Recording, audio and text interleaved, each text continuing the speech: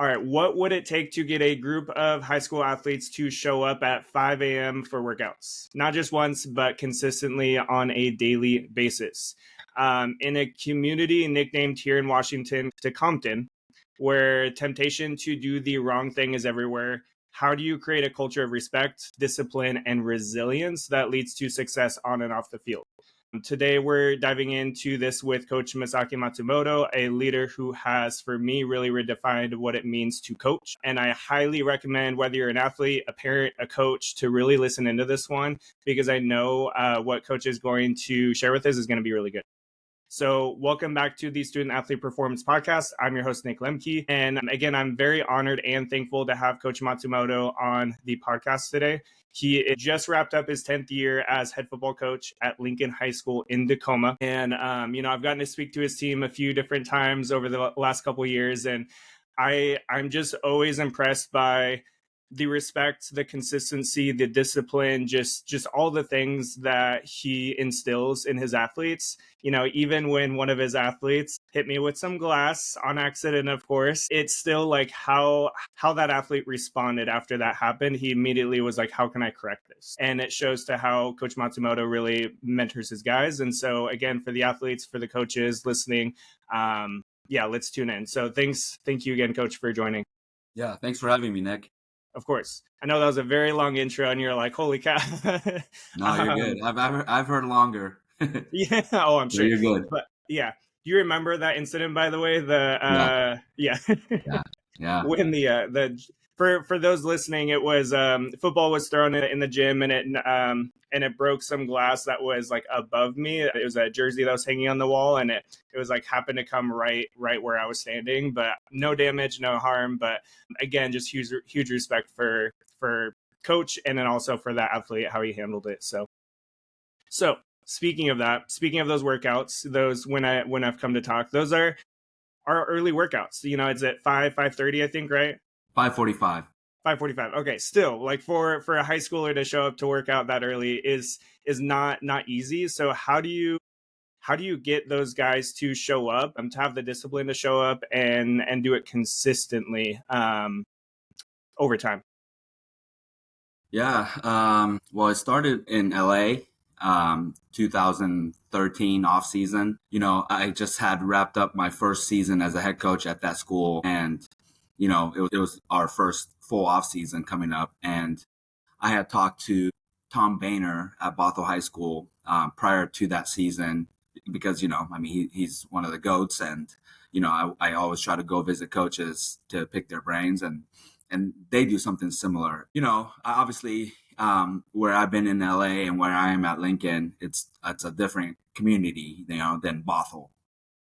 And so I was I was a little concerned, a little worried. I was not very optimistic about getting a good turnout when we decided in LA to go, early in the morning. And first day, 80 players, I think, showed up, and I was just like, wow, this is amazing. And, I just kind of learned it doesn't matter where you are, inner city, suburbs, kids want to be great. And if you push them, they'll rise and fall to the standard that you set, right? And I've learned that. And, and in 2015, when I got to Lincoln, we introduced it right away, because I got there in the off season. Yeah, like 90 kids showed up. And so, I think a couple logistical things, the meeting that you have before the workouts to introduce the off season, you have to kind of draw them in, and just let them know, hey, this is what it takes to be a championship caliber program. And if you want to play at the college level, and if you want to be great, you have to do these things. And then in terms of the workouts, if it's structured, if it's fun, if things are organized and you push them, and you have coaches show up and they love on the kids. Yeah, I mean that's a formula for success in terms of getting kids to turn out every year. So that's what we've been doing, and we've been blessed to have the kids show up every year. Yeah, no, that's awesome. And the fact that it didn't take time, because I know some coaches who have tried to implement workouts and stuff, and it's like 50%, 25%, whatever it might be, that show up. And so the fact that you have pretty much the whole team showing up is huge. What what do you feel like that instills in the athletes? So for the athletes listening, like, what do you feel like those waking up at 5 a.m. every day, what do you feel like that instills in them? Yeah. Well, obviously discipline, you know, and we always tell our players, hey, you can't just wish that you're going to wake up early, you know? It makes you and forces you to prioritize the night before, right? So if you have homework, hey, get that done early. You know, don't stay up till 12, 1 o'clock playing video games, right? So that's what we're trying to instill, you know, hopefully that, hey, I have to work out in the morning, so I got to be smart and prioritize, take care of schoolwork, you know, and not stay up so late doing, you know, stupid stuff or, you know, pointless stuff. And then obviously they have to wake up, and that allows them to, you know, we always get them, you know, protein and stuff. So that allows them to eat in the morning, which will obviously, you know, help with energy and just focus throughout the day. And just working out in the morning, right? That'll wake you up. And then with our students, especially, like it gets them the first period, right? Because they're already on campus, so they shower and they go, and that's like a huge thing. And so, yeah, and you know, in the afternoons, people are working, people are doing other sports, and so morning has always been in my mind where we can get everyone together, you know. And there's no dentist appointments at 6 a.m., you know. And kids will try to say that, but we'll say, I don't think so, you know. And so, yeah, I always say, you know, as long as I am a head coach of a football program, you know, unless you're in California or something and you have athletics period, we'll always try to go in the morning because it's been so there's so many benefits just, you know, besides the physical development. Yeah. No, I think it's a huge mental thing. I mean, I'm actually reading the book 5 a.m. Club right now, and it's not even just about that. It's about, like, again, a lot of that morning routine and the importance of it. And so I think that's huge. I was gonna ask, um, I lost my train of thought there, but basically, yeah, no, I think it's really important. And so, how do you feel like that plays into, even for the athletes, like in the area that you are coaching? You know, I've worked at the hospital not far by, and it's not uncommon to see people coming in 18, 19 years old with gunshot wounds. You know, it's definitely more inner city. It's a difficult area, and you know the players are constantly faced with temptation, so to do the wrong thing. So what advice do you have, or like, what do you feel like the let's start with, what do you feel like the 5 a.m. workouts help with that? Yeah, so it helps because they're around the coaches, you know, pretty much year round. You know, not besides parents, you have, you know, 6 to 8 male figures, you know, male role models that they're around, and they start the day with them. You know, that's a great thing for anyone, you know, not just, you know, city kids, just any young men. So that helps, and just being around them year round, and you're able to kind of check on them. And teachers do a great job of, you know, letting us know, hey, this kid's struggling here, or this kid has had this behavior issue, so we can hold them accountable, you know, not just during the season, but during the off season too. And then it kind of, I think, you know, gives them purpose. You know, again, if you don't do anything from January to June, and you just say, hey, you know, go work out on your own, then we'll see you in spring ball. Kids aren't going to feel like they are part of something, you know, and that they have a purpose. And so it gives them that. And then we try to speak life into them.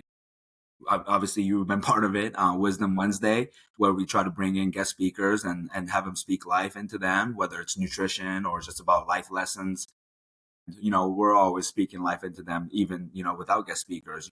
When they finish workouts, I always try to say something at the end to, you know, get them going, you know, for the day, and, you know, try to, you know, give any inspirational quotes or speeches, etc.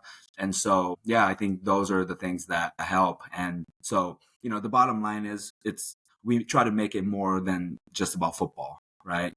And I think that's what, you know, is beneficial to our kids. And I think that's a big reason too, that, you know, we get a good turnout, because it's not just about, you know, getting stronger and faster, but they do see the aspect in terms of, hey, I think I'm becoming a better person through this. Yeah. When you see it, I mean, how many times, I'm just curious, how many times do you get contacted, reached out by former players? Yeah, a lot. And, you know, I think it was a podcast like a few years ago I was on, and they asked me what my favorite part about coaching is. And I still, till this day, it's easily, when 5 to 10 years later, a student says, "Hey coach, like, I understand what you were doing now, and I thank you." Because as teenagers, I don't think a lot of times they grasp the lessons that we try to teach, but it's not meant to help them be a better person at the moment per se, because we talk a lot about like, being a better husband, being a better father, being a better worker in the future, And so, yeah. And in terms of the workouts, a lot of college, players that graduate from our program, they always say, "Hey, like the morning workouts really helped. Like I feel like I'm ahead of a lot of my teammates because of the things we did. And, all the workouts are in the morning before classes and we're used to it." And so that makes us feel, great.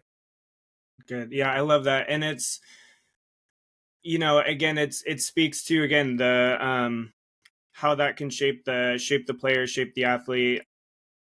How do you what would be your advice to, because I know that you I mean, obviously you're a football coach, so that's the emphasis, but I know that it can also impact, some of the other athletes or even non-athletes, with the players that are put in these positions, with the teens that are put in these positions of, like, the things that are around them that are really tempting them to, go another way. Like, what would be your advice to help them stay the course and stay on track despite everything around them? Yeah, just it's not going to be easy, because there's temptations and we're human and we're, sinful. We're sinful creatures.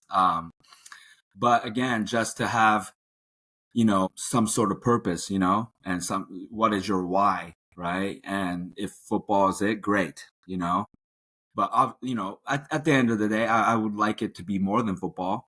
But these days, kids want scholarships and kids want to play at the next level and kids want to go to the NFL. And so if that's one thing that is really motivating them, then yeah, like let's use that, And so, yeah, I would just say find, something that you're passionate about, find your why, whether it's, being the first to graduate out of your family or go to college out of your family or to provide for your, your mom, whatever that is, And I always tell our players, like I was raised by a single mom. And so I always, my motivation was I wanted to be able to at some point take care of her, and I knew I needed to do that through work ethic and, getting my degree and et cetera. And so, whatever that why is, I think it's important for kids to think about. No, I mean, that's actually, so I go through goal setting with my clients, and that's one of the things that I make sure that we talk about. You can talk about what you want, you can talk about who you want to become, but you have to, like, have that why of why are you doing it, because that's what's going to keep you going even when you don't feel like it.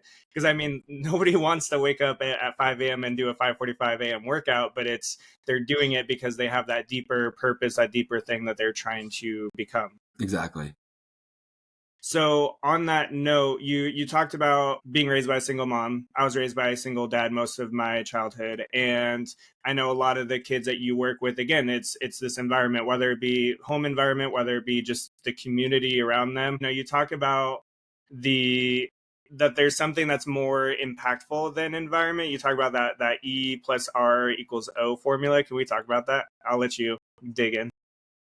Yeah, it's a philosophy that I learned about probably like 2017 from Brian Kite. It's a formula: E+R=O, event plus response equals outcome, and basically it's, you know you can't control the event, right? But you can control how you respond, and based on your response, you earn your outcome, right? And so, again, a lot of things happen in life that you can't control. You can't control people. You can't control, tragedies, and you can't control your teachers. You can't control your opponents, but you can always control how you respond and what you do, your attitude and your effort. And so, yeah, based on that, you can, turn that event into a better situation, or worse situation, if you respond poorly. And yeah, and sometimes, like, even if you have a great response, the outcome may not be great, but that's life, and that's the other part you have to teach your players, that you can work really, really hard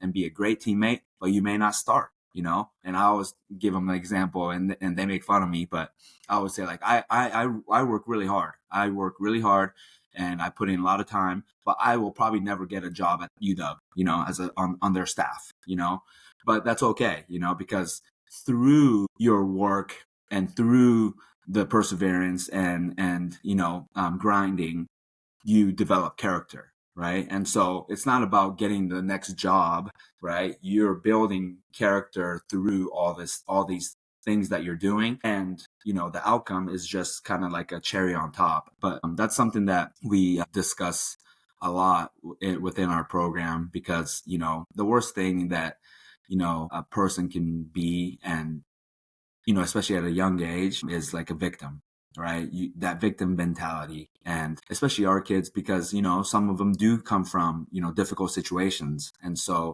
I always want them to know that, hey, I know a phrase I always tell them is this, your family and your environment determined who you are, but your choices determine who you're going to be. Right. Mhm. And so that's, again, just similar thing as E+R=O, and another phrase is, in life, 10% is what happens, 90% is how you respond. Right. And so, yeah, we're all about how you respond, because, again, at the end of the day, that's the one thing you can't control. Yeah. No, and that's huge. And I love that you talk about that also, coming back from what you had just said about, finding that why and having that why ideally deeper than football. Because, if an injury happens, there's players who have career ending injuries who some of them get derailed by that, while others find their new purpose. They find their next thing because there's something deeper than football in them. But they built those habits. They did all those things that you're talking about, working out early in the morning. They're doing all those things or continuing those habits in their next like path, I guess, in their next Exactly. purpose. You also talk about, I saw gratitude. So when I pulled up your Instagram, I noticed your what is it, caption or whatever they call it, the bio. You talk about grateful or gratitude, something like that. Yeah. It's Grateful, then greatness. grateful then greatness. So can you talk about that one too? Yeah. Yeah, well, it's I didn't come up with it. It's actually, it was a phrase, or it was a hashtag that Anthony White, he was a coach in California. He recently passed away of cancer, but he was a coach I visited one time when I was living in LA, because, again, I told you I love visiting successful coaches and pick their brain. And yeah, and I just thought about that hashtag and that phrase, and I was like, you know what, to be great, like, you have to first be grateful, and because you have to be humble, you have to understand that, like, you know, God has given you a lot, and that's why you're able to succeed. You have to be thankful and grateful and appreciate the people around you, right? Because you can't be successful alone. And so I think, for anyone to be great, you have to first, again, be thankful and be grateful for the things that they have been given, because, again, they didn't do it on their own. Yeah. No, I love that. And it's the thing with gratitude too, is it's, when you look at even the science of it, I love like any psychology things, any mindset things, you go right to the science and it speaks to that. And gratitude is one of them, where it's like you lower stress levels, less anxiety and worry, healthier heart, all the different things, blood pressure. And so it's like, these are things that will better serve you as an athlete and as a human too, of like, having that consistent gratitude for sure. Yeah, and again, I know not everyone's religious, but, like, I pray in the morning, like, when I drive to work, and the last thing I always end my prayer with is, I always thank God for three things I'm grateful for that day, because it just gets, you're praying about all these things and the things you don't have, and, but then, like, to end it with the things that you do have, even if it's just your health or just waking up that morning on a Monday, like, those are, like, things that I thank him for. And yeah, you end it on a high note, and you kind of go into school like, hey, I am really blessed, and it does, like you said, change your outlook and change your, mindset. Yeah, and I love also that you just said you're like, I do this in the car on the way to work, and that's something where a lot of athletes, you guys are going from thing to thing to thing to thing to thing. So to, with gratitude, for me, I like writing things down. It's more physical. It helps me like personally, but I also recognize where it can be very difficult. Again, if you're not if you're getting up early in the morning, those are things that you can do on the way to those early Yes. morning workouts. Yeah. I probably wouldn't pray if it wasn't for my drive. Yeah. Yeah. So yeah, use it. And that's, when they talk about habit change too, like I just read Atomic Habits and he talks about linking a habit that you want with a habit you're already doing. And so you're already driving to school. You might as well add that good habit in there, Yeah. and it makes it easier to remember it. Exactly. Yeah.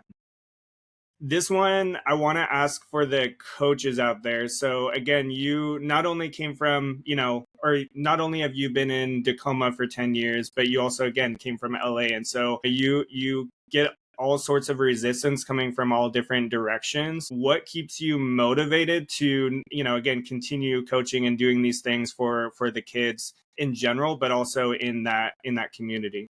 Yeah. Well, for me, the why, right? Because I know that we are impacting young lives through the game of football, right? And kind of like what you just said with the Atomic Habits, if I'm already coaching football, right? Well, let's use that to help kids, become better people, because we always tell our players, like you kind of mentioned earlier, but not just injuries, but football is going to end at some point, right? And so if we only taught you how to run and block and tackle, like we did a disservice. These kids are with us year round, a lot of times more than their parents. And so it is a responsibility of ours to teach them, life lessons and to teach them to find teachable moments, and that'll help them after they leave our program. And so that mission is what has kept me motivated and also kept me motivated to stay in a tougher place. Yes, I've been offered to, coach at the next level. I've been offered to coach at, the suburbs, even private schools. But I always say, like, those kids don't really need me, I feel like, kids in the city, they need a program like ours, And so the other thing that allows me to keep going is just having great people, We have a great principal and great admin in our building that support us. And then we have, 4 or 5 coaches that are just super committed, and that are in building. And then we have, 8 to 10 other coaches on top of that who are, who have bought in and who are, carrying out the mission with us. And so I would say those are the things that allowed me to keep going at a place like Lincoln. Yeah. And that last piece too, especially, I think can apply to the why, but also this one is, you talk about the people you're surrounding yourself with, those coaches. So for the athletes, you can apply that as well. Who you surround yourself with is going to really shape a big part of what you do and who you become. Yeah, for sure. Yeah. We always tell our kids, show me your friends and I'll show you your future. And I believe that 100%, like you are going to be who you hang out with. Yeah. So on another note too, it's not like you're coaching this team and they're going like, 4-4 or, 5-5, whatever it might be. Like, you're consistently in the playoffs. And so how do you develop that success in your athletes consistently? I mean, you guys are consistently in the playoffs. What do you feel like is the key factors into that type of success as well? Yeah. Well, number one, I wish coaches would admit this more often, but we got great players, that's first and foremost.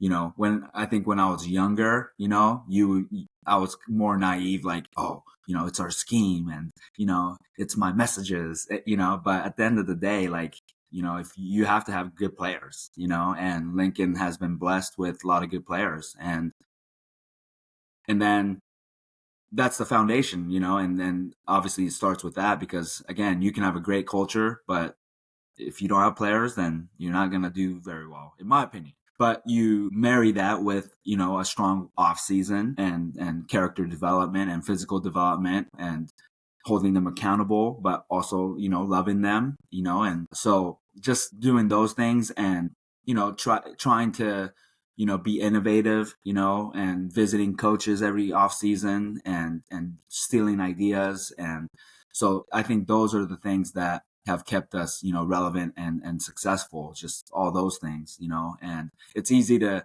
have success and just say, oh, just keep doing the same thing. But as you know, you have to evolve. And I think we've done a pretty good job of that. And yeah, and I think the players and the coaches have responded every year.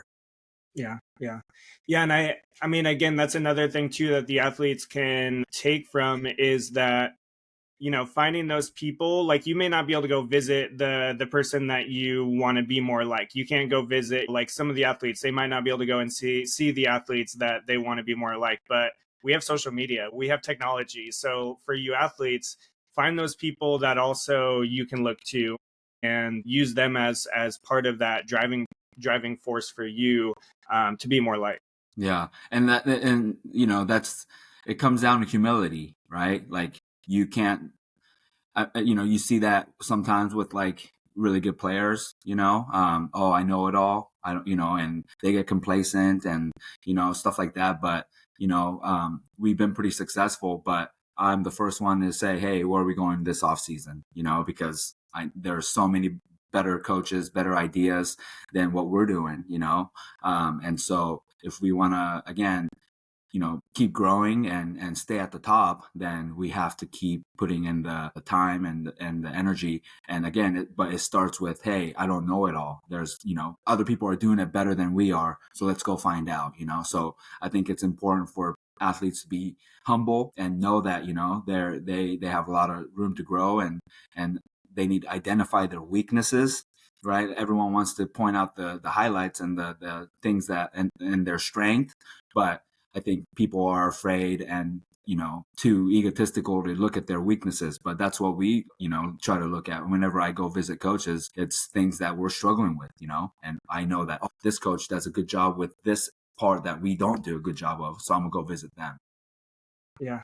No, I love that. So just to wrap up, now that we hit on the coaches, what would be your last pieces of advice, like those big pieces that you want the athletes to take from this? Yeah, I think, to number one, to find their why. And hopefully, again, it's not just, about sports, not to find your why, but not to find your identity, in stuff like football or, social media, etc., because that's always going to kind of fail you at some point. That's something I struggled with earlier in my career. I identified myself as a coach, but I think now I'm able to look at myself more as, hey, coaching is what I do, not who I am. And so that's number one, though, because that's really the foundation for everything, your why, right? Like you said, when you don't want to get up, you got to think about your why and you get up. And so that, and then, yeah, just surround yourself with good people. Always remember you can't control what happens, but you can control how you respond. And yeah, just keep going. Mm. Yeah, I love that. And it's a really good way to finish out this podcast as well, especially as this is going to be releasing like the first Tuesday of 2025. And so for you athletes, like take some time. You may not have time today when you're listening, but find a time to dig into what is your why and, focus. How can you focus on what you can control versus what's outside of your controls? Coach, I really appreciate just everything you've gone over today for the athletes and for the coaches. And thanks for taking the time. Yeah, no problem. And for the athletes, coaches, everybody out there, keep striving for greatness.